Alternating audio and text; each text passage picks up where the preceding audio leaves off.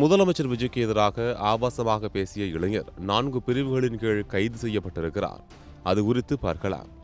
நெல்லை மாவட்டம் முன்னீர்பள்ளம் கிராமத்தைச் சேர்ந்தவர் ஜானகிராமன். இவர் ராணுவத்தில் பணியாற்றி ஓய்வு பெற்றவர்.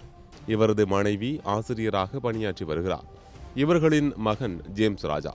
30 வயதான இவர் பெங்களூருவில் உள்ள தனியார் ஐடி நிறுவனத்தில் பணியாற்றி வந்துள்ளார். கோவை சிறுமி சம்பவம் உட்பட தமிழகத்தில் நடக்கும் சட்டம் ஒழுங்கு தொடர்பான அனைத்து பிரச்சினைகளுக்கும் எதிராக முதலமைச்சர் விஜயை ஆபாச வார்த்தைகளால் விமர்சித்து ஜேம்ஸ் ராஜா இன்ஸ்டாகிராம் பக்கத்தில் வீடியோ பதிவிட்டு வந்துள்ளார். அவரது வீடியோக்கள் சமூக வலைதளங்களில் வைரலானது. இதை பார்த்த பலரும் ஜேம்ஸ் ராஜாவை கைது செய்ய வேண்டும் என சமூக வலைதளங்களில் தொடர்ச்சியாக கோரிக்கை விடுத்து வந்தனர்.